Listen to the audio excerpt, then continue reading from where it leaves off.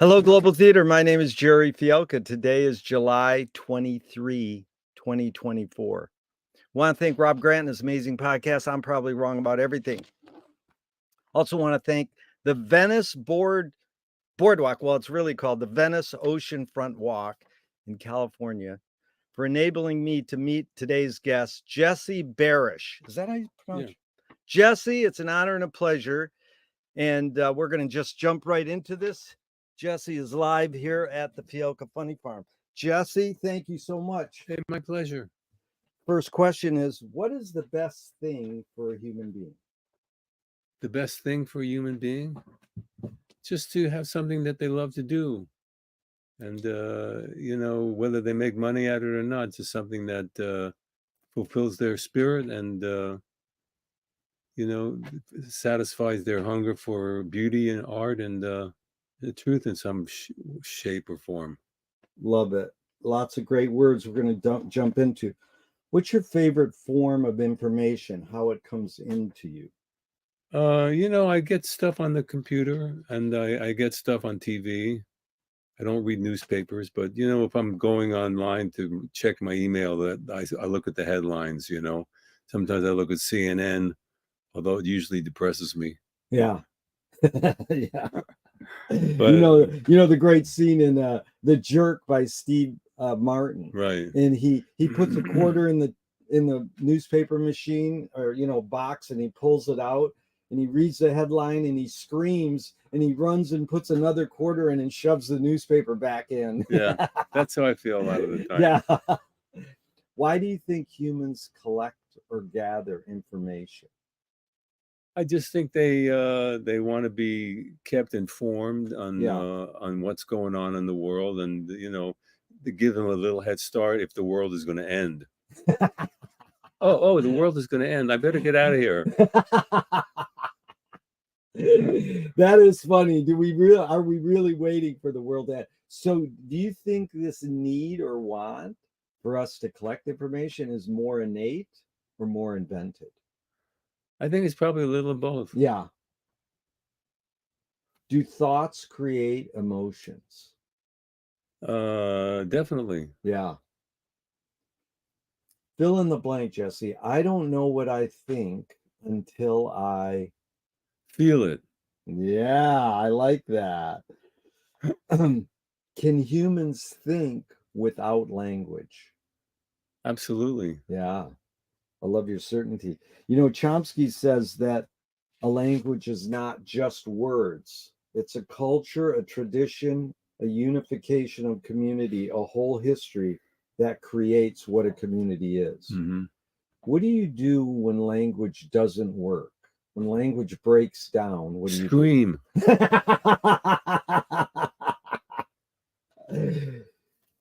Now, you touched on this already.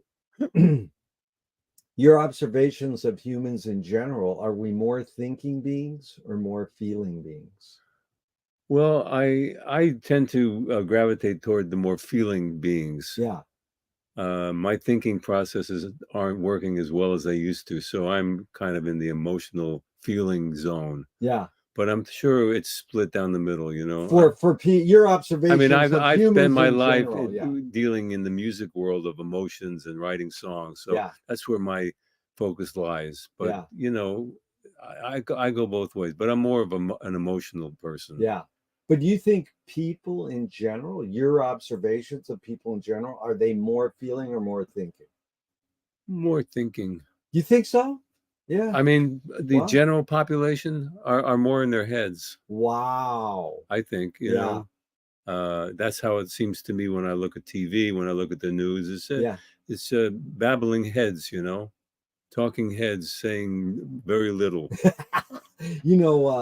Bridget Bardot says, when I make love, I don't think. And I'm like, good luck. How can you turn your brain off? You're doing the most sensuous thing your body can do. Well, that's the goal of the spiritual world. I think, the spiritual thing is to be without thinking.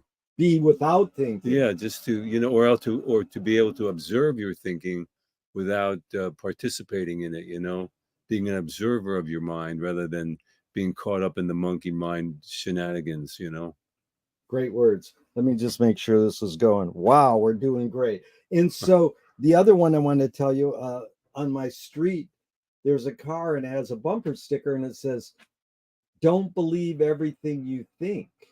And I'm like, well, you could put "Don't believe everything you feel." Yeah. Don't believe, period. When you know the word believe, because words evoke more in their meaning, in the middle of believe is the word lie, Oh, that's L-I-E. right. Right. Don't believe, period. That is good. Yeah. So these are two questions from Alan Turing in the 50s. One, is thinking a function of the soul? No. Wow. And the second Turing question is, can machines think? Well, apparently with all this AI stuff, it seems, but I don't think so. I don't really Yeah. think they're thinking. They're programmed to do what the programmer wants them to do. I'm so not in that world Yeah. of AI and, driverless cars and all this crazy shit, man. Yeah. It's all a bunch of hoopla to me. Yeah. And so, do you more pursue meaning or more pursue happiness? I more pursue probably the meaning of happiness. Nice. Yeah, because Viktor Frankl wrote a book called Man's Search for Meaning, and he says meaning tends to last and happiness doesn't necessarily last. Right. You think that's true? I think none of it lasts. Yeah. It's all a temporary illusion that goes by, and then we go, "What the fuck was that?" Does the brain more detect consciousness or create it? Like, is consciousness there bubbling away and we're more so detecting it or more so creating it? I think we're trying to become aware of it, to be aware of consciousness and to be. Yeah. That seems to be the trick, is to just not attach yourself to the onslaught of Yeah. information I that agree. the brain wants to put in front of you.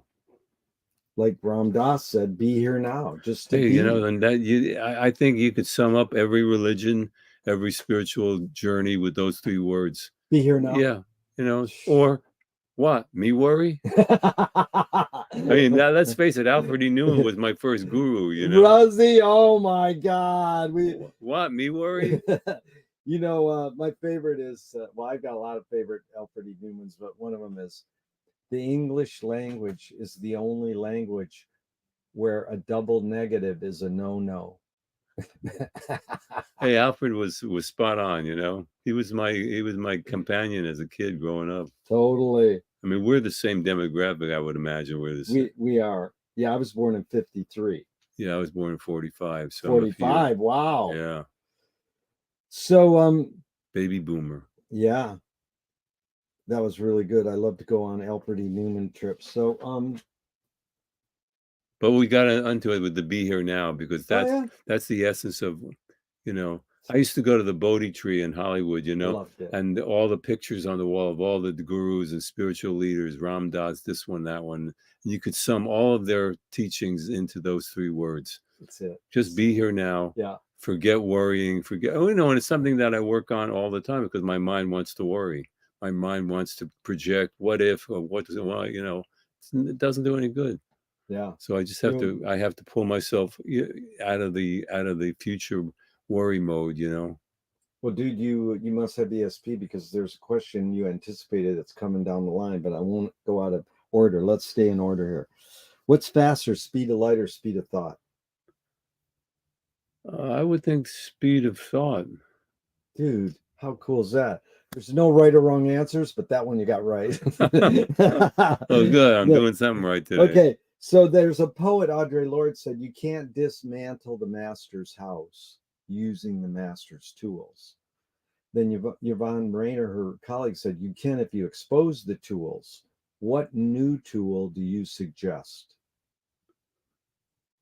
What new tools do I suggest? I don't really know.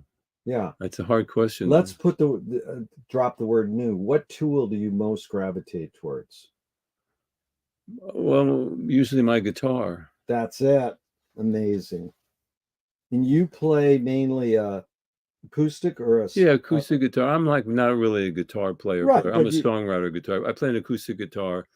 I can play a bunch of different instruments, but lately, I'm just focused on playing simple chords, trying to say something, write a song every now and then, work on old songs. Beautiful. That's my meditation every day.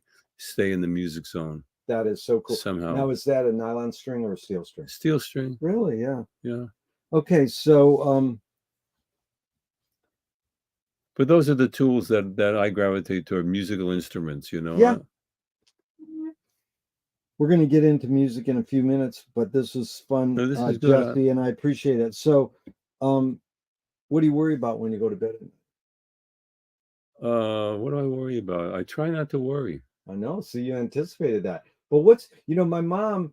I mean, I worry about everything. You worry about everything and you worry about nothing. But see, my mom was a worrier. And so when she died, I got up at her wake service and I said, there's a lot of people in this room that worried that Dolores worried too much. Yeah. And in my opinion, what she was doing was showing concern. Is there a difference between concern and worry in the big picture? Well, I think worry is neurotic. Yeah. And the big picture is objective. Yeah.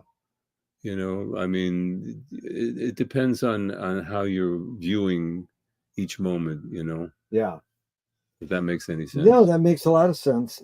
So these are questions that no one's ever asked me before. Well, you're doing great. Okay, man. This is fun, and it just gives you more, like, you get a little picture of what's in behind or made, how Jesse's made up, because this one is McLuhan learned from. Well, I like these questions because they're making me, they're not answers that I can just flippantly give my cool ass boardwalk response to. Cool ass boardwalk. I want to do that cool ass boardwalk. So response. Yeah.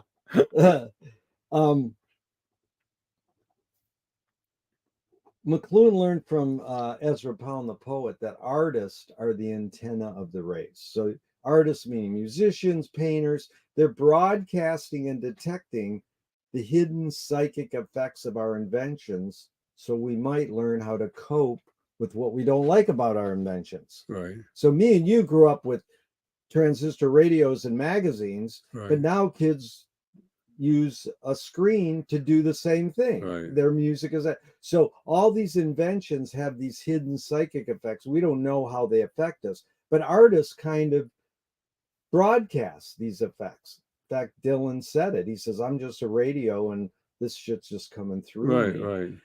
But McLuhan's main question was, why do we avoid what the artists are telling us? They're broadcasting this to us, but we ignore what they're really saying. Why do humans ignore this?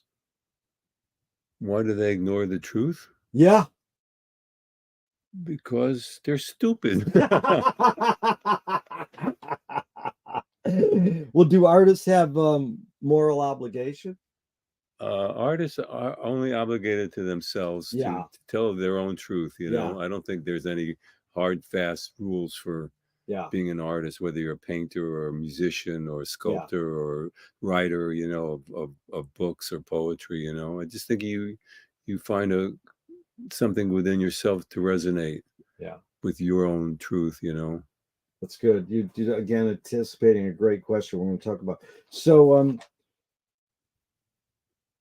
are you more afraid of new ideas or more afraid of old ideas? I'm afraid of everything. You are a true blue human. And afraid of nothing. Oh, at the same time. Afraid of everything and afraid of nothing. Look, when you get to be, I saw something online today. It's a friend of mine posted on Facebook.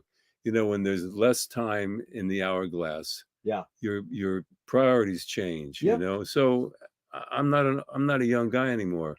So I'm looking at a finite amount of time here on the planet, and how am I going to use that time? What am I going to do to, to justify and validate my moments here? Who knows when any of us are going out? you know, I mean, it's a crapshoot. Crap being the operative word. It's a crapshoot, man. I mean, one of our great Venetians, Eileen, just died. She's younger than us, and it was just like, what? Yeah, you She just just don't know. I've boom. lost so many really Yeah, close friends, you know, yeah, overnight, go to sleep, boom, they don't yeah, wake up, you know. yeah, So at this point in my life, you know, I'm just focused on some kind of finding some inner peace, or, yeah.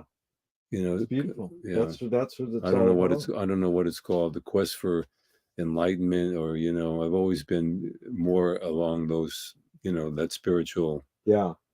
dimension. Well, can you conjure up your earliest memory ever, or one of them? Yeah. Tell us just briefly what which. Well, I mean, I grew up in Brooklyn Yeah. in the 40s and 50s. So I remember my building. I remember getting bitten by a Doberman Pinscher. I Wow. remember playing in the streets. I remember the good humor truck. I remember, you know, summers with the fire hydrants and the, you know, I have, you know, growing up in Brooklyn was fantastic. You know, it's not like growing up in Brentwood. That is cool. So is memory more a curse or more a blessing? It's both. Yeah. Tell me someone within your immediate family who had an impact on you, just briefly, and what specifically was that impact? In my family, Yeah, in your immediate family, someone who had an impact on you. no one. No one. No. Yeah. Okay, now outside your immediate family, someone who had an impact on you, and what was that impact? Well, you know, I would have to go with musicians, or, you know, songwriters. I'd Well, have name one that. Bob Dylan. What did Bob Dylan, what was the impact he had on you? Well, he made it possible for, number one, people to express themselves. Yeah, Number two, you didn't have to have a beautiful voice. yeah, You could just express yourself with whatever instrument you have. You know, I watch reruns of Ed Sullivan sometimes on TV, you know, yeah, and all those singers all had like beautiful voices. yeah, You know, they had vibratos and they yeah, sang in tune, and, yeah, you know, whether it was Tom Jones or John Davidson, yeah, or Tony Bennett, you know, yeah. they all had. And Dylan came along with this, and I still have friends that are great musicians and great singers who hate Dylan's They voice. hate it. They I hate it, know. It's and I like, think dude. he's one of the greatest singers of all Oh yeah, time, to me. You right. know, and he made it possible for me to pick up a guitar, not have the perfect voice, and express myself. That is so well put. Dude, you're concise, and I appreciate it, and you're articulate. Because Jesse, the funny thing is where we usually meet on Oceanfront Walk. Patrick ran that T-shirt shop for 30 years. He's still in another location, and he's done the same, affected by Dylan growing up. And I says, well, who had the biggest impact on you on your guitar playing? And he goes, Dylan. He goes, nobody says guitar playing. Dylan's not known as a guitarist, but I thought that was beautiful that he said, Yeah, like you said, the voice and playing the guitar, but he was yeah, saying, yeah. I mean, yeah, Dylan was the game changer for me. yeah, You know, yeah, everything else up until then was, you know, pretty much, you know, you had the 50s idols, Elvis and John, yeah, you know, Frankie yeah, Avalon and Bobby yeah, Rydell and the Philadelphia hairdresser guys, you yeah. know, and you know, I grew up in that whole Yeah, era, you know, and then comes Dylan, yeah, you know, and I it's amazing. wasn't really a folkie before Dylan, you know. I Yeah, There was that whole you know, the hootenanny thing before Dylan, but yeah. I was a jazz guy. Were you Yeah, yeah, really? I played you know, my main instrument, and the instrument that I can actually improvise and stretch out on, is the flute. I And didn't know I that. wanted to become a jazz musician, but I didn't really have the mathematical chops to study theory. You know, I wasn't, you know, math was, you have to be a great mathematician to be a great musician, especially jazz is a very complex art form. So, Dude, you're we're slowly getting into music, but that's funny because Thelonious Monk says music is math.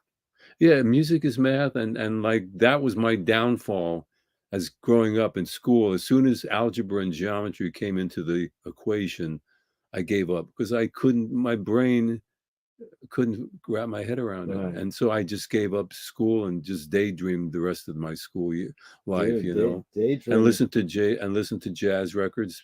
This is before the Beatles and Dylan, I was Yeah. a jazzer, full on, hardcore jazz guy. That is impressive. I love that to hear that, Jesse. So, did your parents raise you a particular religion? No. I mean, I'm culturally a Jew Yeah. because I was raised by Jews, Yeah. but I know nothing about the Jewish religion. I don't know the Exodus, Israel. I'm completely oblivious to anything. But what I culturally, I grew up in Brooklyn in a Jewish, Black, Puerto Rican neighborhood. Yeah. I grew up in a mixed neighborhood. Yeah. So But my parents were not religious. do you pray? Only for a miracle. I've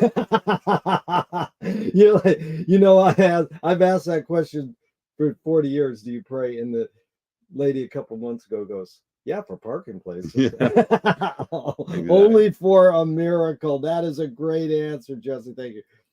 Do evil people exist, or does evil use people as a vehicle? Good question. I think it's a bit of both. I think people are born with a proclivity towards evil doings and evil thinking, and I think it's probably a bit of both. Yeah. But really, Jesse, the hidden question is how do you advise people, someone like your kid or somebody, to deal with an enemy? And I'll set it up with Run. I'm going to tell you my quotes to set it up first, but I'm going to keep your answer in my notes. Well, first respond to this one. Alan Watts says, if you acknowledge your enemy, you empower them. What do you think of that? I guess it's true. I guess you have to not feed that negativity. Yeah. Towards. I mean, I don't know if I have any enemies anymore. Yeah. Personal enemies. There's people I don't like in the Yeah. world. We won't mention any, but but I don't have any. I don't deal with that world. I don't think anyone's out to get me. Yeah.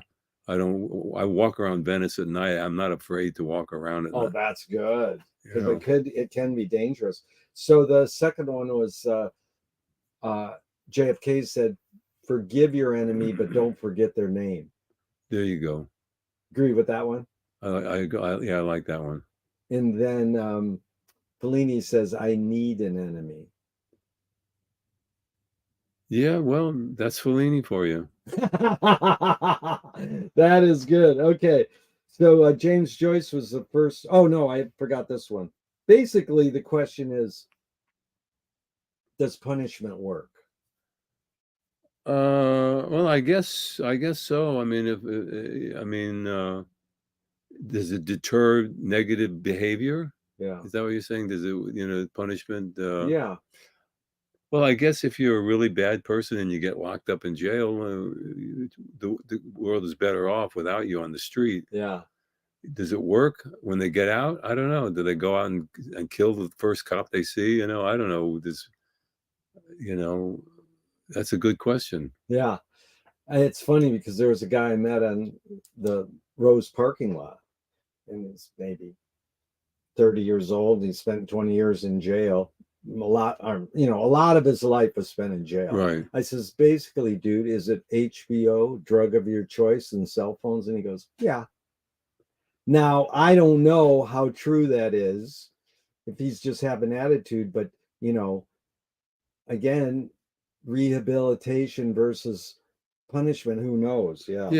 I'm sure people have rehabilitated themselves in prison and come out better people. Yeah. And other people have used prison to hone their larcenous instincts. That's it. Larcenous instinct. I need that word. So James Joyce was the first. And I've read Ulysses, by the way. Have you really? Yes. I'm a big reader. So you read it in college? No, I read it in the last 10 years. Really? On my own, yeah. On your own, because you just thought. Well, I've read the entire Proust, meetings with, Wow. you know, How cool is I've read that? Gurdjieff, All and Everything, 3 You read times. Gurdjieff too? 3 times I read All and Everything because he Wow. recommended reading it 3 times, and it's a huge book. I mean, it's you know, so anyway, I've read Ulysses, and it was like climbing Mount Everest. It was, you know, difficult but satisfying at the Yeah. same time. Well, that's very impressive because basically Joyce was the first projectionist in Dublin. He ran a movie theater called Volta Cinema. And he checked out. He said, "This is stupid. Why should I go inside a building and see a movie of a tree when I can go outside and see a real tree?" Years later, Faulkner said, "Sometimes the best fiction is more true than journalism." Why do we have to recreate things in order to get them? In other words, why do we have to go to a theatrical play of people acting out life? Why don't we just live life? Well, that's what I do, you know. But I do like old movies. I'm a big film noir buff, you know. Yeah. But I'd rather go outside and look at the sand and Then watch a movie of the ocean. yeah. But I mean, then why? But the question is, why did humans develop this? That I mean, I'm a film noir freak too, but I rather, ride my bike down the boardwalk and talk to people live. But I'm saying, why did we invent these things that, why did we invent a movie of a tree when we can just go and see a real tree? Well, because that's art. I Yeah. guess that's the definition of art, you know. Why Yeah. would you want to see a painting of of a sunset when you can go out and see a sunset, you Yeah. know? Uh, Well, Mike Kelly says art is making your problems other people's problems. I like that.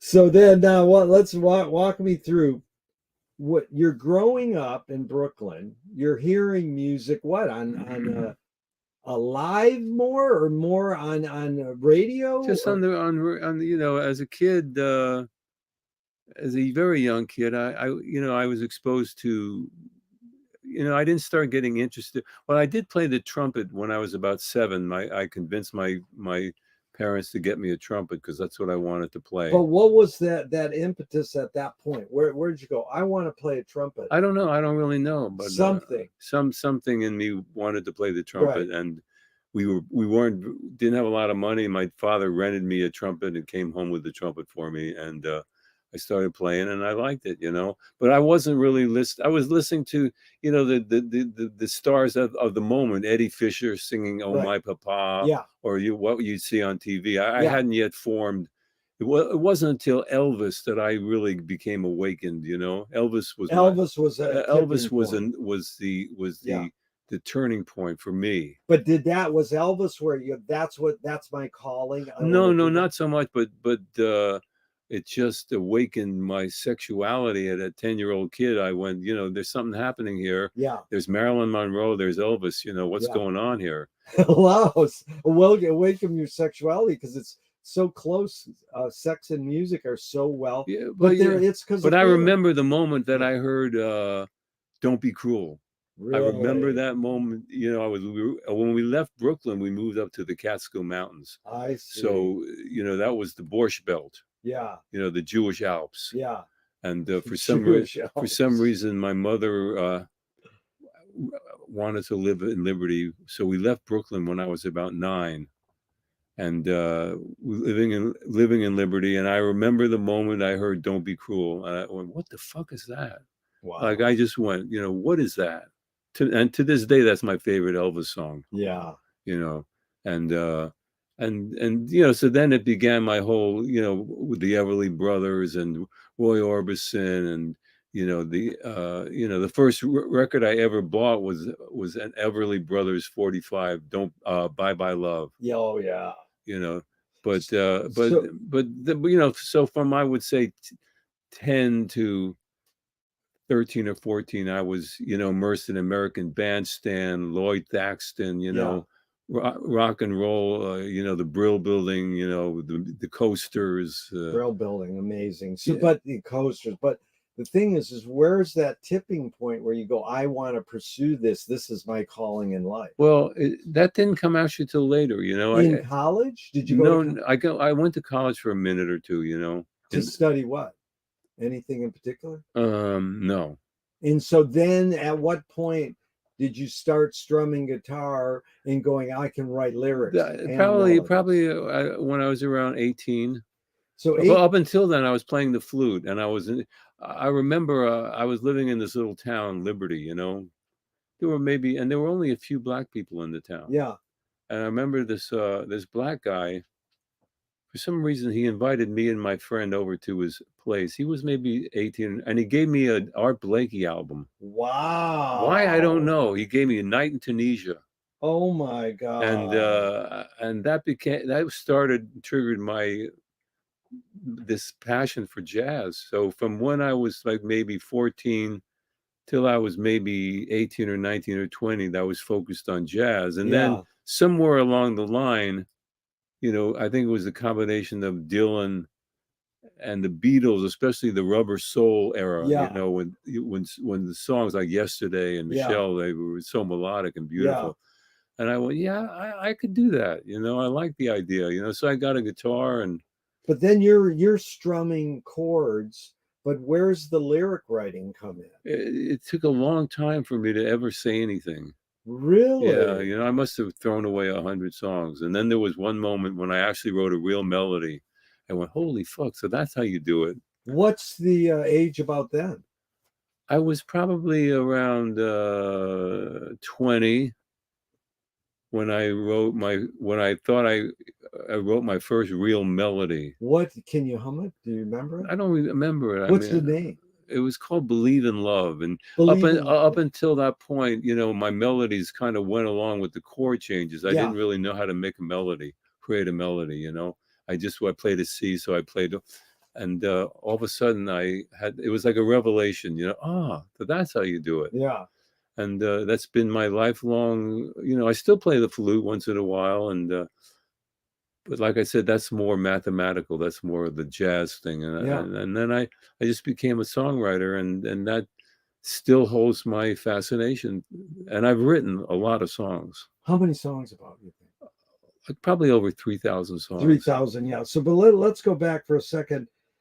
I mean, I don't remember all the songs, but I have them written down. But you have some sort of record. But when you started to write lyrics, because jazz flute playing isn't writing lyrics, right? You're starting to write lyrics. Are you reading poetry or literature, or you're hearing Dylan's lyrics and the Beatles? I've always been, you know, I was a beatnik. That basically, I was like you know, a little too young for the beats and living in the Greenwich Village era.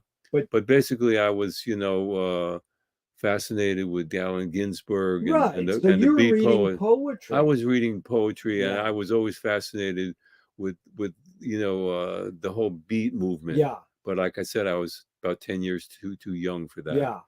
But I was the perfect age to be a hippie. Perfect, yeah. You know, but that's good.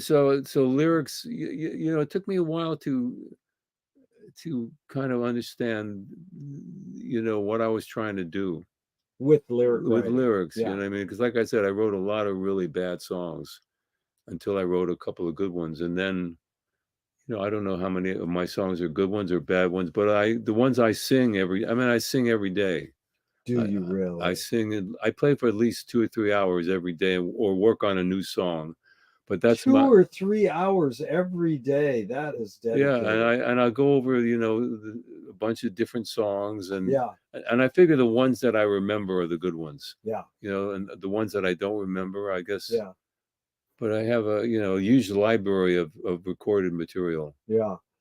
But let's go back because the joke I love to tell people is the Brill Building. They said, what came first, the melody or the lyrics? And I go, the phone call. Yeah.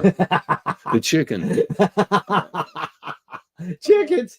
Okay. So now, Jesse, a screenwriting teacher told me great art, great music, great film is when you can clearly see the intention of the maker. Kubrick says the opposite. Great art is when you clearly not see the intention of the maker. What role does intention play in your creative process when you're writing a song? Well, you know, I think every songwriter has their own MO for writing. You know, some Yeah. people start with the title, Yeah. other people start with the lyrics. Yeah. I start with the guitar playing chords and the melody. Yeah. So I have the melody, the verse, the chorus, the bridge before I even have a word. I've done it otherwise. I've written the lyrics But it's first. mainly the music and It's mainly the melodies first. music Yeah. suggests to me Yeah. what the intention is. Yeah. And until I get one line or two lines, I don't know what the song's going to be about. Yeah. I don't sit down and go, well, I'm going to write a song about, civil rights, Yeah. or, you know, I just it's like a free form Yeah. exploration, and I don't know where it's going to go, or so the song reveals itself as I'm working on it. Yeah. Like I said, every songwriter I know has a different way of, like I've gotten together with other songwriters, and I'm not a good collaborator because you get together and they want to go, well, you got any titles? No.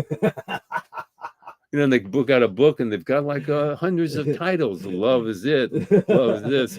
On the way to the bank, And so you know who's a fan of yours? Alfred Johnson. I love He Alfred. loves you. I love And we're Alfred. doing these things at the Venice Heritage Museum, and you go, "Do you have Jesse on your list?" I goes, "Of course we do." But that was really good because you're anticipating a lot of places where you're going. Duchamp said there's no art without an audience. How much are you thinking of your potential listener when you're writing your song? Not at all. Yeah. I'm really just entertaining myself. Yeah. And if anyone else like resonates with it, I'm in shock. I don't know about that because you're a successful. Well, you know what I'm songwriter. saying. But no, dude. Well, here's the thing. Zappa said that I write songs for myself. If other people like them, that's great. But I think he's kind of over romanticizing. It's not a criticism. It's over romanticizing it because he knew growing up in a capitalistic consumer culture that if you write with these words or this melody, people might buy your music and then you can go write more. But you can write for yourself. That's fine too. But it's an interesting. I think when you write for yourself and then you tap into that universal spirit force, Yeah, that's when the magic happens. That's the essence. Yeah. But you have written songs that are successful that have enabled you to pay your rent and, Barely. That is good. I'm glad you're being honest. Okay, so what's the function of music? The function of music is to enlighten, to ease the burden, to entertain, to make people want to dance, to make people resonate with a thought, and lately I've been listening to a lot of country music on the country stations, and the interesting thing is every song that I've like gone, that's a cool song. I'm going to find out who wrote that, and it's usually like 6 people. I know. It's like, so now to me that's commerce. That's not art. Right. That's like, okay, let's write a song. Yeah. And every song on the radio has got that at least one reference to whiskey, beer, trucks, or grandma, or a dirt road, or the tailgate of a truck. And I'm thinking, you need 6 people to write this song? Right. Really? Come on. You'll love this one too. They asked Zappa, about the music business. And he says, yeah, the important word there for most people is business. They don't care about the music. But he says, in our day, when you were writing music in the 60s and 70s, he said the kid would bring in the demo and the record executive's chomping on his cigar.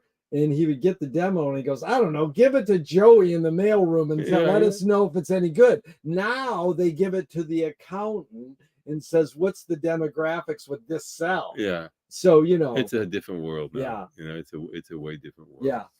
So in Copeland says the 4 ingredients, the sort of 4 elements of music are melody, harmony, rhythm, and tone color. Now, you've talked about your emphasis on melody.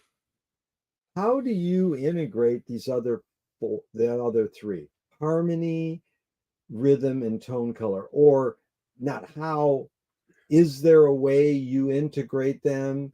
I don't think it's conscious with me, Yeah. I think it's just you know, I've been doing it for so long that all those things hopefully coalesce into Yeah. a song, and it's got all those different elements, you know. Yeah. But I don't really, like I said, I don't consciously sit down to write a song about anything. Yeah. I kind of let it sort of evolve and go, oh, that's what I'm trying to say, Yeah. you know. But it's interesting because you're saying what Don Preston, the great keyboardist, also told me. He says, don't think. But starting in jazz, that there is this process that music is like math. Yeah, yeah. And so this is, and we'll get into that. This is about the 3 T's of music, which is actually someone on the boardwalk in Venice told me are technique, theory, and taste. So technique, you've learned how to play the guitar.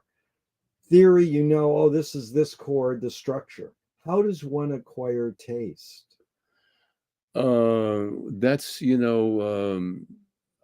I mean, what is the arbiter of taste? You know, I mean, who decides what taste is?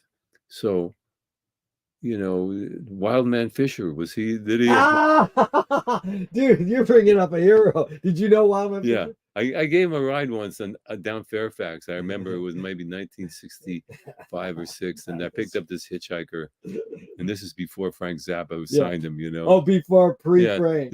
and he was a wild man, like, Yeah.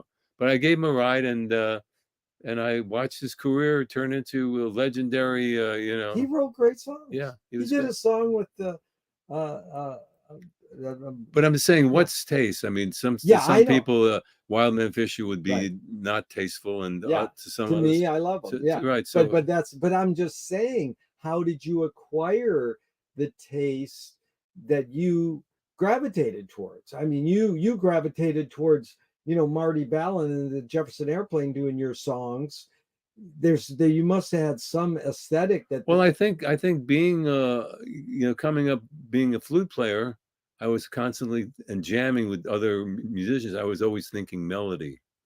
So Right. my taste in melody was always, sort of, I'd been working on that for a while, Right. so my head was always thinking melody. So when I started writing songs, I went through all these different, jazz chords and crazy progressions, and now I write the simplest songs, Right. Maybe you had to go I through had to go that through all that, but not that I to understood what I was yeah. doing, but Yeah. That I probably was the wanted, key. yeah, ignorance in my Yeah. case truly was bliss.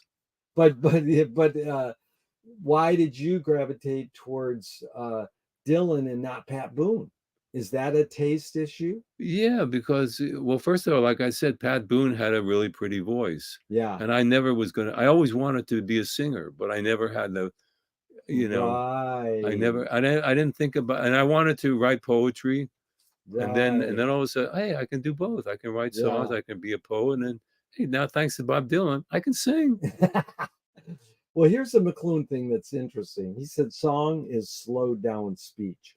The reason cultures have different musical taste is ultimately connected to language difference. Any thoughts on that?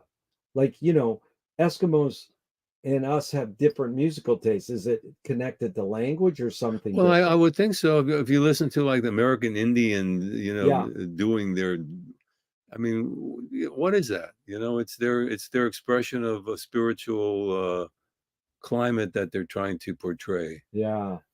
So I'm sure Eskimos have their own Yeah. top 40.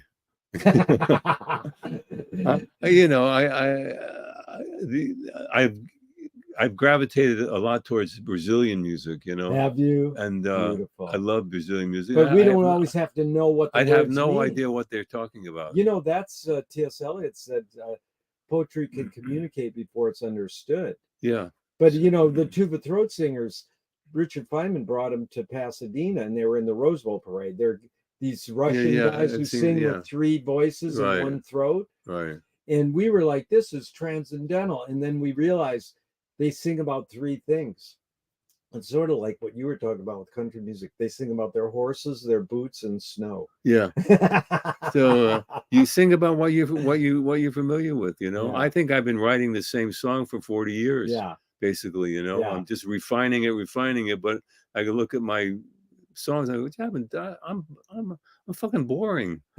I'm writing this But you're thing." not boring yourself. No, I'm not boring 'Cause if myself you do because it I'm through challenging myself, and Yeah. I'm really not out there on the front lines Right, hustling but songs. that's the interesting thing, Jesse. I have to ask, what is that you're challenging yourself? Did you get that from the way your parents raised you, on your own? Where's that come on from? my own, you know, From just where though? To I challenge I just yourself? I guess from, you know, worshiping the beat writers and you know the poets and Rimbaud and Yeah, you know all of my background in yeah, poetry, literature, yeah, you know, great. I've always been fascinated with books, you know. I yeah, mean, I read every day still. yeah. Well, what's more fundamental, language or music?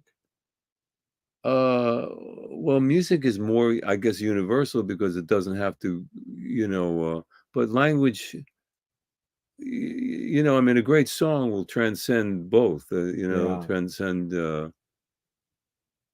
yeah. Oh, so can you tell me the name? Tell me a song that makes you laugh. That's an instrumental.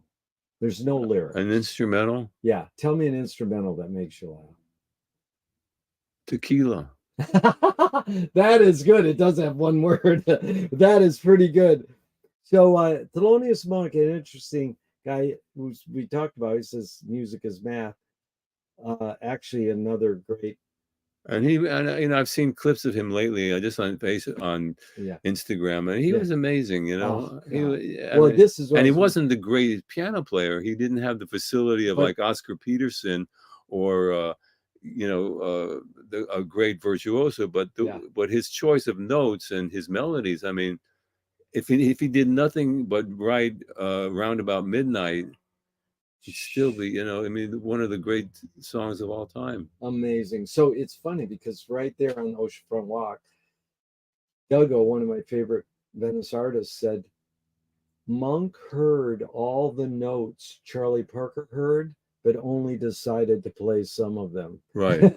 I mean, when you listen to Charlie Parker, it's like you're blown away because of his speed and Yeah, facility and his imagination. It was, you know, nobody who could do that. yeah, And most people don't really relate to it. They're just awed by his, you yeah. know, Or his Art Tatum and him, and like you said, Oscar, they played too many notes, but they know where to put them. But it's funny that Monk heard all those, but he says, "Well, I'll only yeah, play some of and he these." would like just bang away Yeah, and just, but it was fascinating. yeah, He had such his own style. yeah, You know, he was so much his own man as an artist that yeah. it was fascinating. You know. Well, he also said, Monk also said, silence is the loudest sound in the universe. So Miles talks about the space between Yeah, notes. yeah. And George Clinton, Parliament Funkadelic, said that funk is the absence of. How do you know how to integrate silence or not playing when you're writing a song? Well, I think that it just comes with the experience of doing this, you know, writing for a long time. Yeah, That you know, like I said, I don't think I consciously think about this. I'm going to make a space here. Or right. I'm going to leave a moment here. I just think that if you write a really cool melody and write words that fit the melody, then naturally the spaces will, you know, will conjure themselves up. Yeah.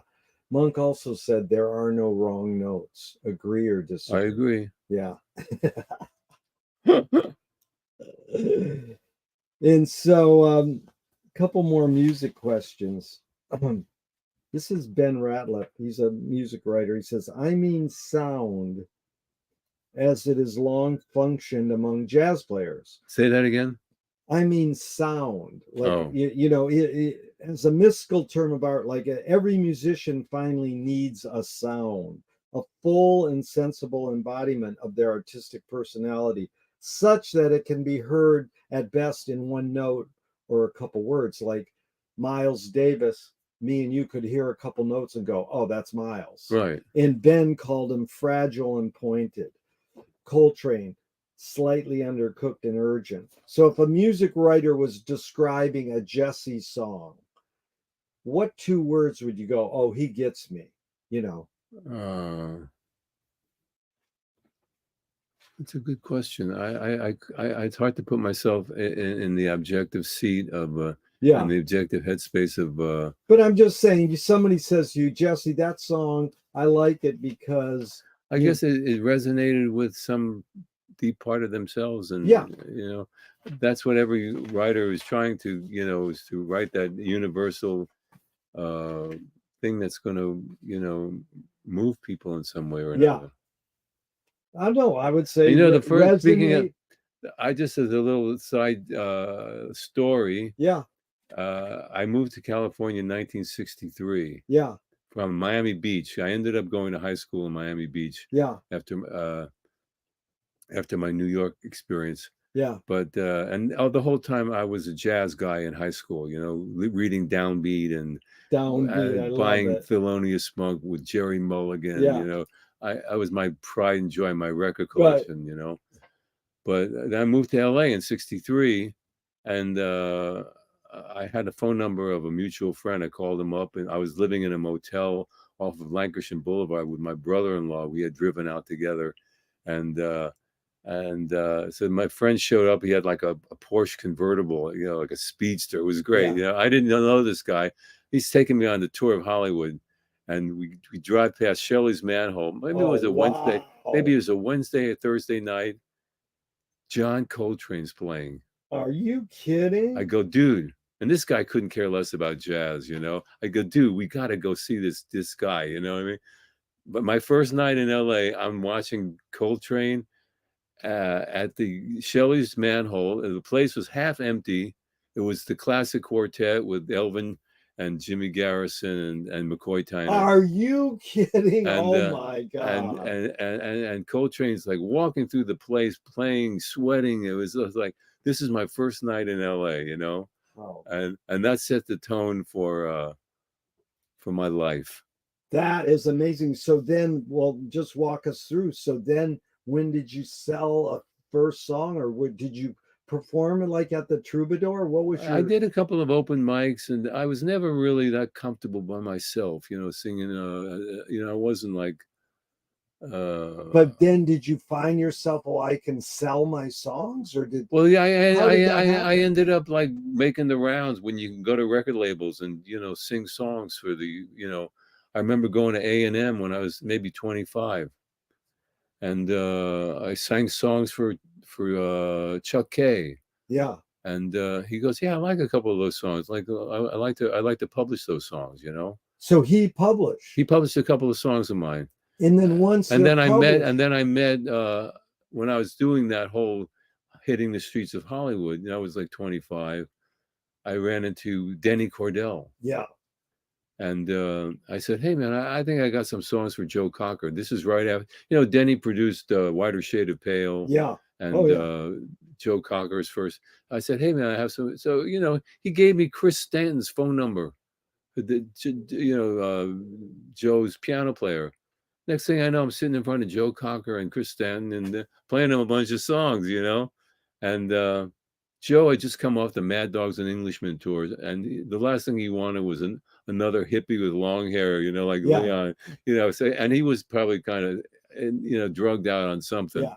He wasn't responding to my songs.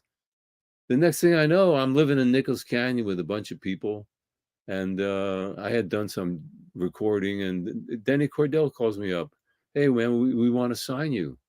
I wasn't even looking for a record deal. Wow. So I got signed to Shelter when I was 25. Here I am with Leon Russell and the Grease Band and Don Nix and Oh, nice. Don Nix, like one Jew and a bunch of hillbillies from Oklahoma. Don Nix, is he the guy who wrote Going Down? Yeah. Oh my God, that is one of the greatest. And he made so this was Shelter. This is before Tom Petty became in Shelter. Yeah. This is like that was this was really early on. Yeah. And Danny saw something, but I think he was thinking I was going to be like a James Taylor. Oh. Because the stuff that he liked was Well, very simple, me acoustic guitar, a slide guitar player, Yeah. and an upright bass player. So But it wasn't that well, that's way? what he thought he was getting. Unfortunately, there were two things that played into that moment was the Fender Stratocaster and LSD. So So did that album come out? yeah, the Jesse Wolf and Wings record, which I thought I still this today think of as an exercise in identity crisis. Right. I didn't know what I was doing, and every time Denny was supposed to be in the studio with us producing, I got sick or he got sick, so it was just us with an engineer. Yeah. And not my finest moment, you know. So once that album came out, then what's the story of getting to Marty Ballin? Well, then we ended up moving to the Bay Area. Jesse Wolf and Wings was the name of the band. So we ended up moving to Marin County because there were more places to play, and we became like the house band of the Keystone Berkeley. Did you really? Yeah, a Monday night free beer night. Yeah. You know, we'd open shows with like Cipollina in Copperhead, and you opened for Cipollina? Yeah, oh, how nice. And so my album wasn't taking off, but we were gigging, you know. Yeah. We were playing, and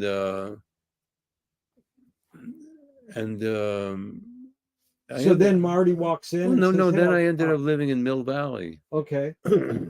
my recording career was basically over. Shelter had dropped me, didn't want a second album, you know, which was kind of par for the course, you know. It was just the way it was. And I did, me and the guitar player Bill Wolf, we ended up playing at what was it, the prison that had the big riots in the early 70s. Yeah, right. That island. No, in San Francisco. No, it was in New York. The New York prison. Yeah. What was the name of that? I forgot, but you played there. A gig as a duo. Yeah, as a duo. And this is after the big riot when there were still like gunshots and Attica. Yeah, we played Attica. Yeah, and we were the first band, me and this guitar player, to play there. Wow. After the riots. You know, it was pretty scary. It was a very imposing place. But anyway, that's a little side trip. But getting back to Mill Valley, I had met a guy who said, "Hey, you know, you should meet Marty. He's a friend of mine," and blah blah blah. Yeah. So I went, "Yeah, that'd be cool," you know. And I had seen Marty around town, but Marty was a pretty imposing figure. He is because he's already successful with. Well, he's already a legend, you know. He's the airplane, and he's looking for songwriters. Well, he was always looking for songs. Yeah. But anyway, my friend was about to move to Hollywood, and to become the sound man at the Roxy. Yeah. Before he left Mill Valley, he took me to Marty's house. Nice. And introduced me, and the rest is history. We just became fast friends. And you wrote several songs for Marty over the years. Yeah, and then Marty ended up getting me a deal with RCA.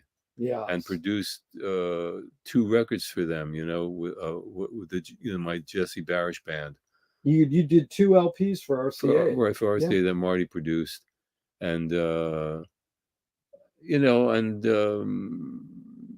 then I had the song "Count on Me," which sort of got me the deal with RCA. One of the, it was a 3-song demo that Marty produced. But "Count on Me" is really Jefferson Starship. Starship. But it was, you know, I had the choice to hold on to it for my own album or give it to them.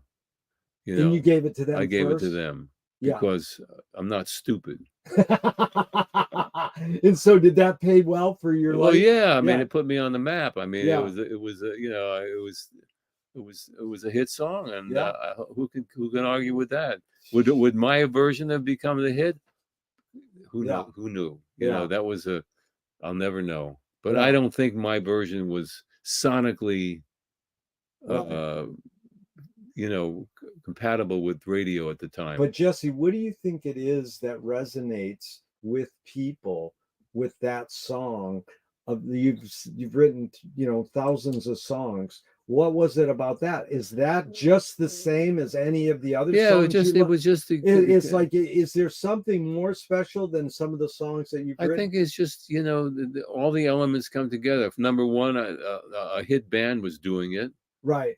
A known band, you know, a band that I listened to in the Summer of Love. And You know, this is Grace is singing the lead? no, Marty singing the lead, Marty's singing the lead. right? Okay. And you know, I mean, this is a band that was the soundtrack for my Summer of Love. You know, Surrealistic Pillow. So Marty was always the voice to me. Yeah. Even, you know, I didn't care for a lot of their stuff, Yeah. but Marty, I thought was, Yeah. and we became friends. And so, you know, they wanted to do Count on Me, and my band got really mad at me, you know, because I gave Oh, away my hit song, you yeah. know. But I'm thinking, you know, I'm thinking of myself as a writer. Yeah. Here's an opportunity, you know, where I'm going to Yeah. have a known band with Yeah. someone who can really sing, do my song. Yeah. How could I say no? Wow. Well, that leads to, being a performer because you did perform. Yeah, I had a band. We Yeah. did good. We played a lot of gigs, and we did 2 albums. And you know, I didn't get a chance to get up at bat the third time. I think I would have. You know, at that time you'd get a couple of shots. You know, Yeah. then it was costing them a lot of money. You know, Yeah. they supporting my band and rehearsals, and Yeah. you know, and Well, I wasn't delivering record sales. yeah. I didn't have that big hit. You know, Yeah. like Eddie Money, he had a big hit. Yeah. You know, 2 Tickets to Paradise, Yeah. or Baby Hold On. You Yeah. know, I didn't have that Yeah. hit song on my career. Yeah. You know, But this is Ruth Draper saying the key is to bring the audience up onto the stage and into the scene with you. It is they who must give you even more than you give them in the way of imagination and creative power. That sounds good, but how do you do that? As a live performer, how do you I think Marty was a great performer, and he used to tell me, you know, the audience wants you to have fun up there, Yeah. have a good time. If you're Yeah. having a good time, they're having a good time. Yeah. If you're uptight and stage fright and nervous and Yeah. self-conscious, the audience will feel it. Well, that's amazing because here's Leonard Cohen. The only way you can sell a concert is if you put yourself at risk. And if you don't do that, people know. Yeah, you know, you gotta walk the tightrope at a gig. You know what I Yeah. mean? And like I said, if you're having a good time, if you're in the moment, then that's what translates to the audience. But Marty taught me a lot of things about breathing, about singing, and you know, I miss him to this day. You know, he Yeah. just died and went on to the Yeah. next life, whatever, Yeah. wherever that is. Yeah. That's Krasner says, I only believe in reincarnation in one of my past lives. Yeah, But the fact that we're talking about him, he's still around. yeah, Yeah. yeah. And an impact. And then you know, then he did the I remember being in LA, and I came up with that line, "Is everything all right?" You know, Yeah. and it was the beginning of Hearts. I was at a friend's house, and I wrote it on the back of a parking stub, you know, like a little piece of Yeah. cardboard. "Is everything all right? I just called to say I lost." You know, I was going through some relationship shit. I don't know, Yeah. you know, and plus I was coming off of a heavy Quaalude addiction. You know, I got Yeah. really strung out on Quaaludes, Yeah. and more than most people. Yeah. And I was in LA, and I wrote Hearts, you know. And when I wrote it, I went, you know, there's something different about this song. I don't know if it's a hit song. When I wrote Count on Me, I knew it was commercial. Yeah. When I wrote Hearts, I thought, well, this is unusual. The chord changes and the progression and the melody. And I got back to Mill Valley after spending a month trying to, you know, detoxify from all these drugs. Yeah. And I played it for Marty, and he went, I don't know, just not one of my favorite songs. But he recorded it anyway, and it became like his calling card, you know. Wow. As a solo artist now. As a solo Jefferson. artist, Yeah. he got a deal with EMI, and the producer who co-produced my second album, Mercury Shoes, with Marty, ended up producing Marty's first album for EMI. And he picked he said to Marty, let me just pick 3 songs of all this. Marty had like 50 songs that he was thinking Yeah. about. So this guy John Hug, who also is no longer with us, Yeah. he said, "Let me pick 3 songs." So he picked 3 of my songs. Wow. He picked Hearts. He picked Atlanta Lady. Yeah. Which also was a charting song and didn't go as high as Hearts. And he picked a song called Music is the Light. Music is the Light? Yeah. Wow. And so 3 of my songs ended up on Marty's debut EMI album. And Hearts became, Marty's signature hit. Oh my God. How cool is that? And John Hug is Hug? Yeah. Yeah. Well, this is funny because what does courage mean to you now? Because, like, putting yourself at risk. Walking on the boardwalk. That's courage. And then Viola Spolin, that's a great one. If the audience cannot see your struggle to achieve something, they cannot root for you to achieve it. What role does struggle play in your creative process? Every day. I struggle to get out of bed, and so okay, I'm here another day. Let's see what I can make happen. Let's see what kind of trouble I can get into today. Yeah, this is funny because I got into this Charlie Hayden thing, the great jazz bass player. In fact, I did some sessions with Steve Swallow. Did you really? Yeah. Oh my God. I was living in Marin, and my band had broken up, and I was putting together. And at that point, I was kind of in a kind of almost a Dan Hicks kind of space. Oh, nice. Kind of like jazzy swing music. So I put together this band with this drummer Glenn Cronkite. Yeah. And Steve Swallow, and I forget. It was really a cool band.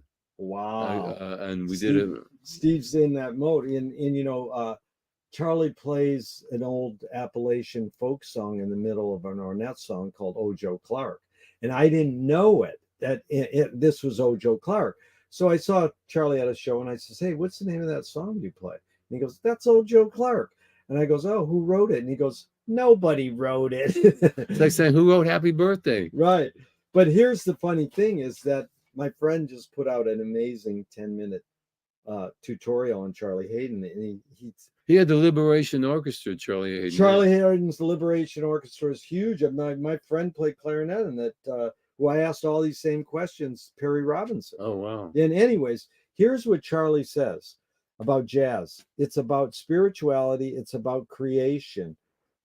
It's about spontaneity. It's about that everyone has inside of them, since the beginning of time in the history of the universe. Really, what we do when we improvise is we touch these deeper places inside of each of us. So I'm wondering, you starting in the jazz world, which they say is involves so much improvisation, right? But at the same time, there's a structure to be able to.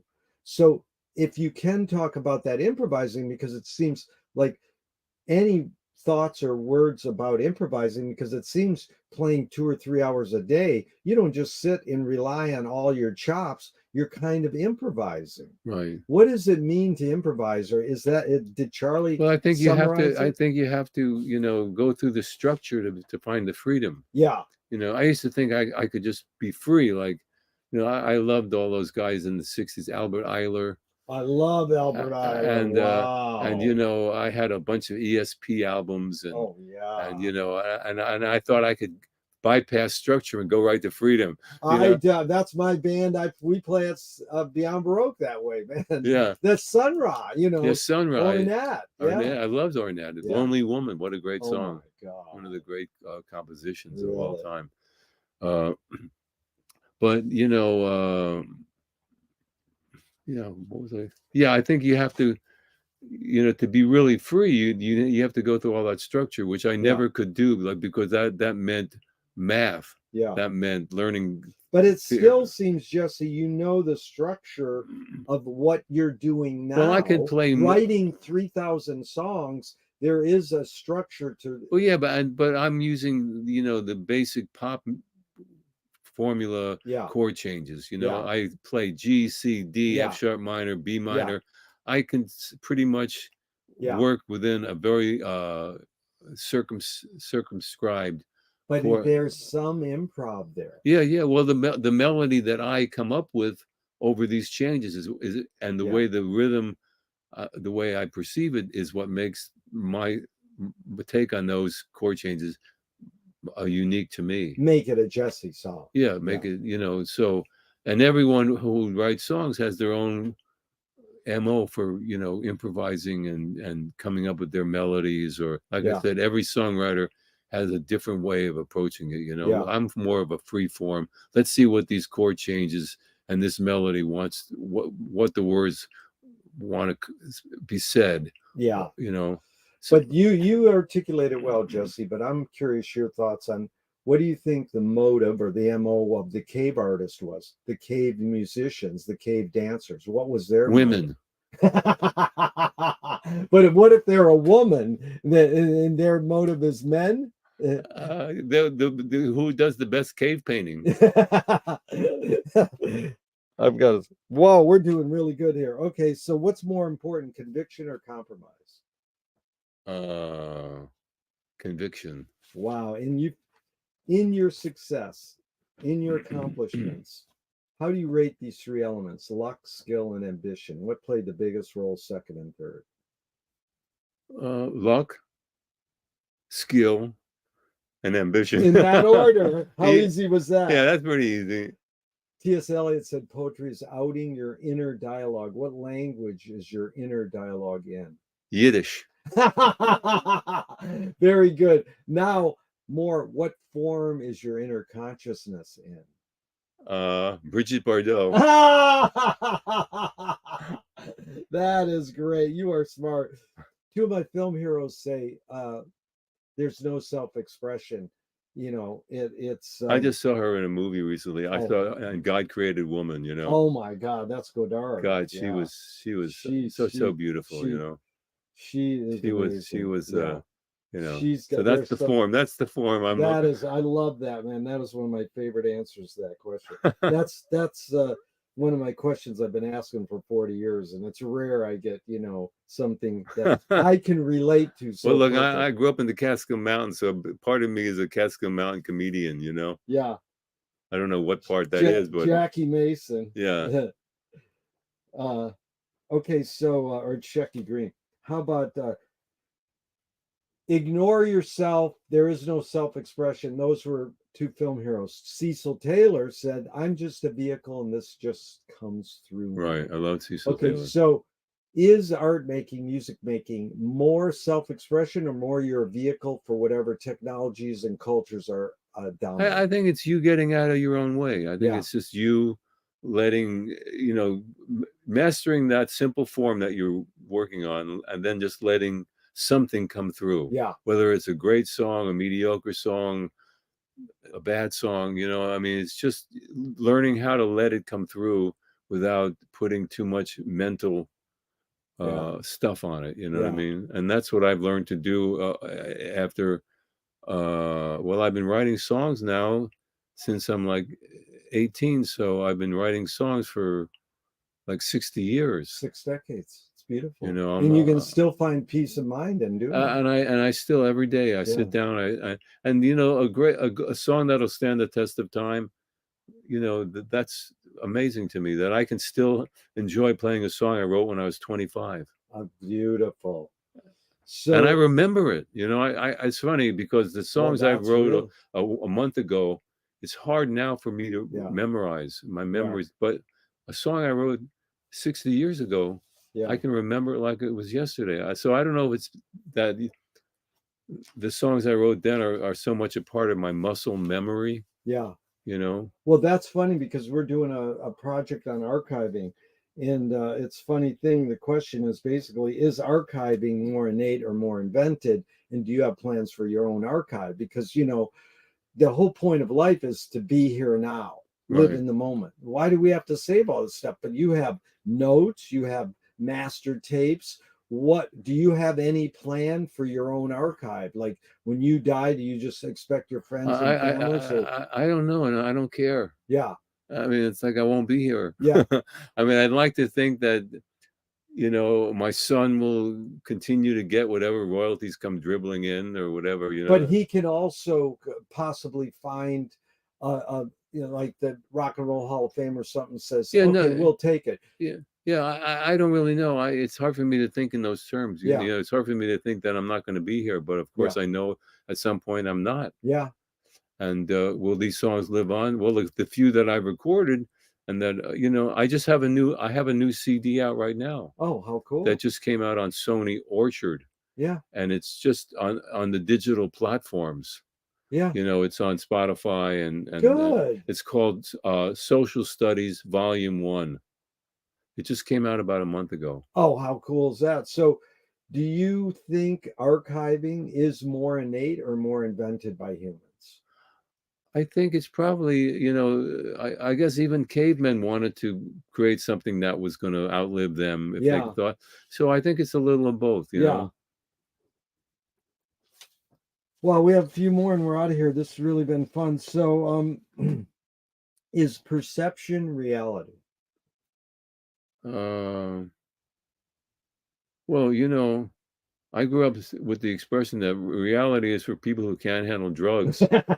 So that's not a fair question. Well, Lily Tomlin has a good one. She says, reality is just a collective hunch. Yeah, yeah, I like that too. So tell me, in 6 decades writing songs, one element that stayed the same and one element that's changed. Well, the thing that's changed is the music business, which Yeah, doesn't exist anymore. yeah, The actual thing of writing songs has remained constant. You know what I yeah. mean? It's just a matter of I mean, I wrote a new song 2 or 3 days ago, and they're Amazing. still coming out, and I still enjoy writing old songs, singing old songs. So Yeah, I don't really have a clear cut answer to yeah. that. You know? No, that's good. So Moshe Feldenkrais works with healing and movement. He says it's literally possible to identify a weakness and incorporate it to become a strength rather than we're normally taught to overcome a weakness. Tell me a weakness you turned into a strength. Um, I don't know. That's a difficult one. I don't have an answer for that. No worries. Fill in the blank. Anger can be a productive emotion when. Directed at the right person. What's the most significant difference between men and women, physical aside? Well, men are basically a little more cerebral. Yeah, Women are a little bit more emotional, yeah. and never the twain shall meet. No, it's what makes it so interesting, you know. Yeah, that's again back to Krasner. He asked his guru, why is there evil? And the guru says, to thicken the plot. Yeah, there you go. There's a line that goes, you create what you resist. Bob Goldthwait, the comedian, morphed it into, you are what you hate. Louis Buñuel says, thank God I'm an atheist. So any thoughts on this? Not you, Jesse. One creates what one resists. You create what you resist. Any thoughts on that line? uh, I mean, I think I write a lot about freedom and living in the moment and watching how fast time goes by, and the passage of the years, and I forgot the question. But there's a line that goes, you create what you resist. Oh yeah, so I guess I'm resisting. I talk a lot about freedom in the moment, Yeah, so I guess I'm resisting getting caught in the mind trap of worrying and thinking and that is the mind trap is a great line because Utah Phillips says anarchy is making rules for yourself and not other people. yeah, and so I believe that, Yeah, so I have created my own my own diabolical take on life, and I don't know if it's diabolical, but it's Yeah. my own viewpoint on Yeah. what we're doing here, Yeah. how fast it's going by. Yeah. I mean, I'm heading for 80, and I'm Yeah. still fascinated by the same things I was fascinated by when I was 20. Isn't that cool? You know, Well, how do you explain it? You think it has something to do with your DNA, the way your parents raised you? I guess I certainly didn't. If you looked at me as a teenager, you wouldn't have said, "Hey, that guy's going to be a great songwriter or Yeah. great musician." They would have just said, "What a doofus." Well, you know what I mean. You did something right.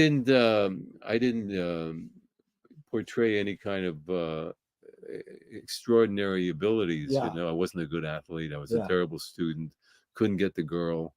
Well, you did something right because you dig beat literature. You read James Joyce and Proust. You wrote songs for Marty Ballin, and you've accomplished a lot. So No, yeah, maybe it's because you didn't try hard. Do you think maybe, but that's where the luck came in. I just maybe at the right place at the right Yeah. time. I meet Denny Cordell. I Yeah. meet Marty Ballin. Yeah. They like me. They like what I do. Yeah. There's no rhyme or reason to why But do things you happen. think humility played a role? Well, am I humble?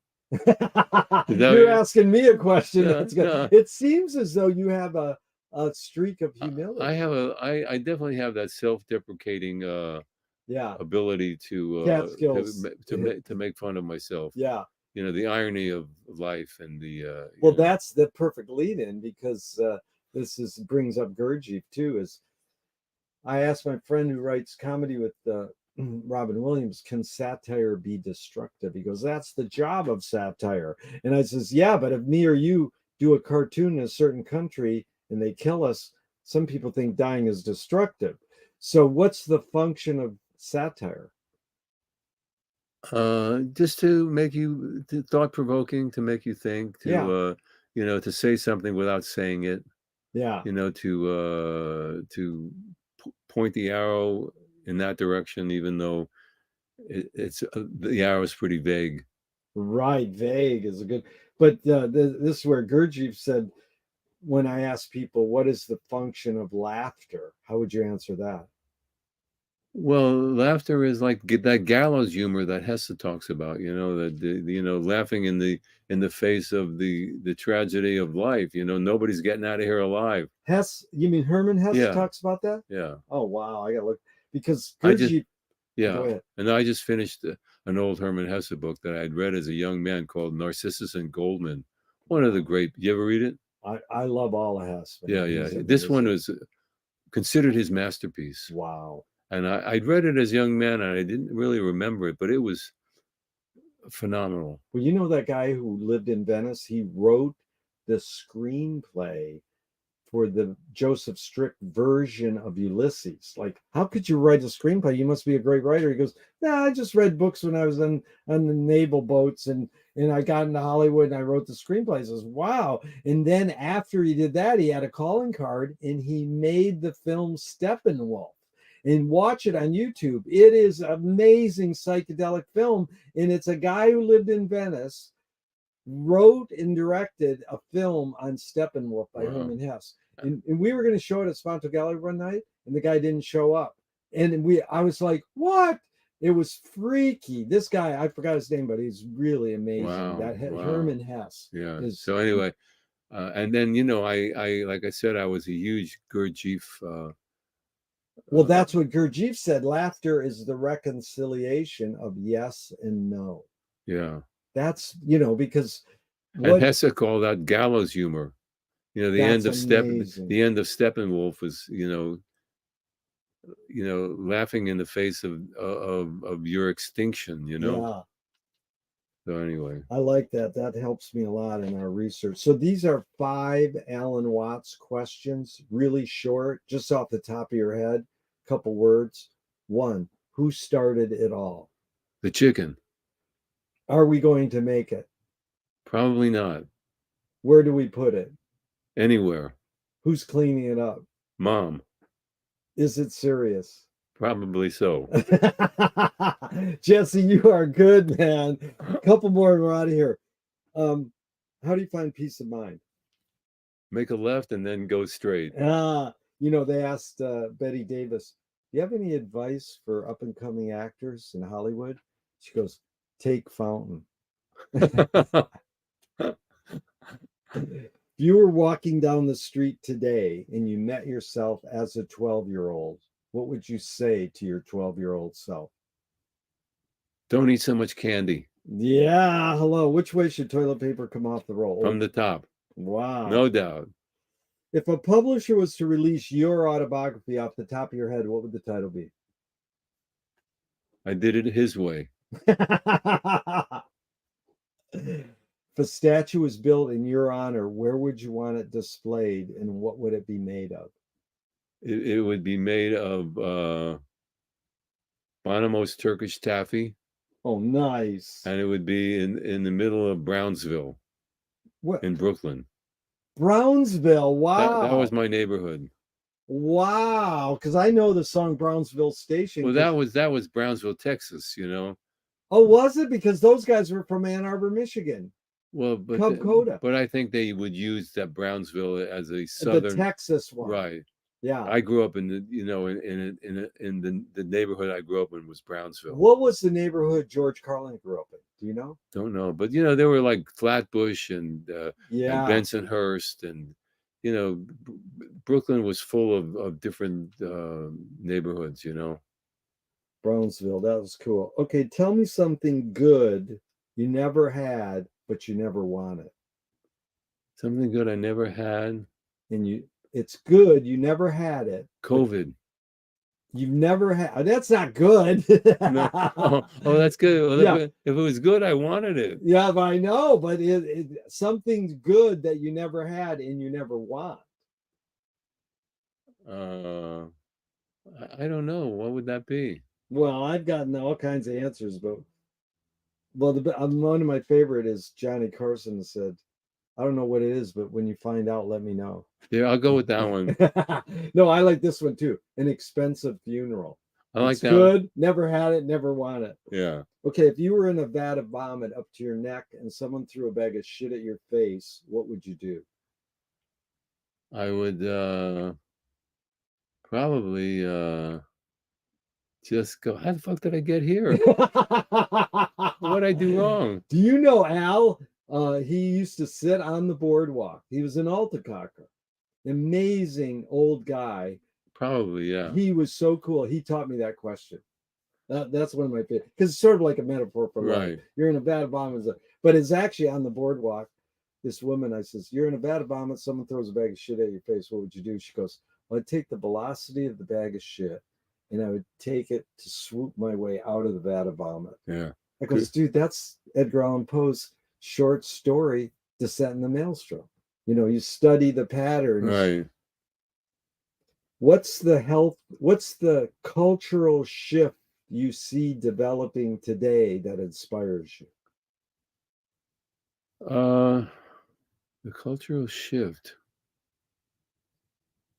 I don't really I'm so out of the culture. I don't even have a smartphone, You're smart. I have a flip phone, and so I'm so I go to these places, they won't take money anymore. It's all like you gotta have plastic, we're cashless. They don't even have menus. I know. You gotta read it. I says, come on. Like my friend, this was years ago. He says, I went to a bar and it was a 3 tattoo minimum. I couldn't get in. Yeah. It's like I'm a little baffled by where everything is going right now, politically, spiritually. So that's why I just stay in my little music zone and get up and do my thing, and But we are lucky. We live in Venice, and sort of like if we get to heaven, I think it's going to be Venice. Well, I started my trip here in Venice when I moved to California. My trip started in Venice in the mid-'60s on Brooks Avenue. I've left, but I've always come back. So Venice is my spiritual home. It's where I find my power. It's a good spiritual home. Yeah. Have you been to Venice Heritage Museum? I haven't been. Alfred called me and reminded me, but I spaced out. You got to get over there. I mean, it's like Thursday through Sunday, 5 hours they're open. Just walk in and look around. It's All free. right. Okay. Yeah, it's right over there across from CVS, with the clown ballerina. Yeah. It's right over there. Okay, a couple more, Jesse. We're out of here. What's a question that remains unresolved for you? Question that remains unresolved. There are no questions. I can't think of any that Very good. How has writing songs shaped your behavior? Well, it's made me aware of the miracle of existence, and Wow. made me aware of the responsibility I have, to speak my truth, no matter who's listening. Love it. Truth. We didn't go into truth. Let's do a couple of these. This is Shelby Foote. A fact is not a truth until you love it. Any comment? I like it. Louis Buñuel. I'm for anyone who seeks the truth, but I part ways when they claim they found it. I like that too. Eartha Kitt. Truth is a theory that is constantly being disproved. Only lies, it seems, go on forever. Another good one. But this is Proust, who you read. On what occasion do you lie? When the truth is too hard to bear. There you go. I loved the films of Jodorowsky.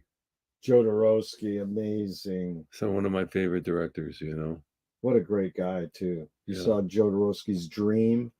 You see that documentary about him trying to make Dune?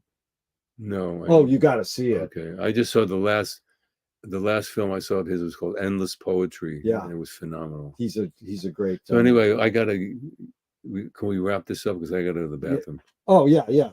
2 more. You want to go and come back? No, well, let's. Okay. This is Thornton Wilder. Art is confession. Art is the secret told. But art is not only the desire to tell one's secret, it's the desire to tell it and hide it at the same time. You laid your cards on the table for over 80 minutes. I'm not insinuating you haven't already answered this. What's it really all about for you? It's just about the day-to-day, the next breath, trying to create something that entertains me, trying to attain some level of enlightenment or whatever that means, you know. Is there a guy up in the clouds with a beard with a notepad going, Jesse didn't do this today? No, it's just a matter of, atheist, agnostic. It's all metaphors and words that mean nothing, But I think that if I can attain a higher level of consciousness, and that's good. What gives you the most optimism? The most optimism, just the fact that the world is such a mess right now, so it's hard to, it's hard to say, but I think there's a ray of hope somewhere. Good, because the first question I says, what's the best thing for a human being? Wilhelm Reich said the best thing for a human being is another human being. And the last question, what gives you the most optimism, was what they asked Groucho Marx at the end of his life, and he says, other people. So it's sure been fun spending this time with another person. Thank you so much, Jesse. Jerry. I hope this never ends and we can keep talking forever and ever. And then some. And then, in our age, when we're peeing, we go, I've got to pee while I'm peeing. That's a good bowel movement is the pinnacle of my day. or I'll end our Zoom. Thank you, Jesse Barish, with the joke I love so much. Guy goes to his doctor and he's 80 years old and he says, hey, I'm having trouble peeing. He says, how old are you? He says, 80. He says, you peed enough. Like Ramdas said, pee here now. Pee here now. That's good. Thank you so much.